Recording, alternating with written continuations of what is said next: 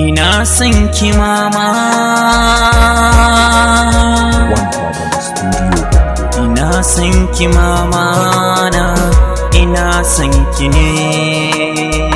Da damuna da rani ba kya son ki bar ni, da na zana bar ki mama ni na ki ne.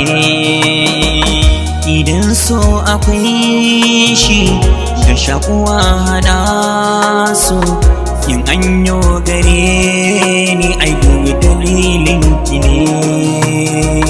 Kulawar hakika kin yo bashaka, kin jura haka mama ni na ki ne.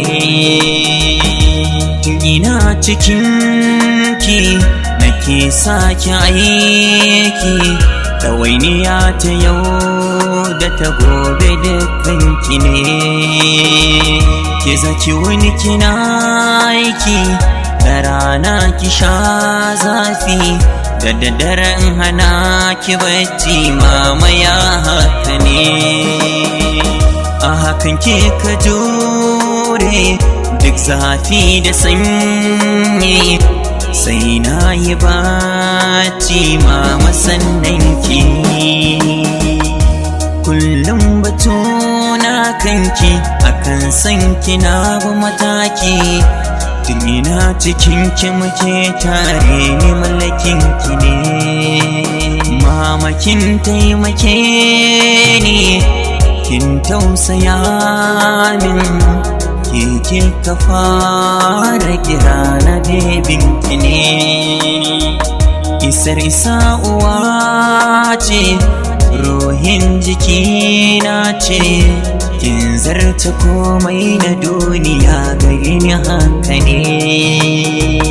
Ba mai iya yabiya ki a mai kuɗi ko mai mulki, dan kin wuce sanin komai mama haka ne. Ina jin rashin ki, ina son ganin ki, gashi babu hali mama ni na ki ne. Kai uwa uwa ce kuma garkuwa ce, daɗi wuya kuna tare wannan haka ne. In Allah ya jarrabe ka da yawa siyo gudunka, yan uwa abokanka su kyale ka wai yaya ne. Uwa ce guda komai ya same ka, za ta zo ta rungume ka domin ɗanta ne. Ina kiran al'umma mu tausaya wa mahaifanmu, dan ba na biyun su a rayuwa mahaifiya. Ina son ganin ki mama, mama mahaifiyata. Wannan waka da nayi sadaukarwa ce ga dukkanin uwa mahaifiya, ga waɗanda suka yi rashin nasu mahaifiya uwa kamar ni. Allah ya gafarta musu, Allah ya ji kansu da rahama.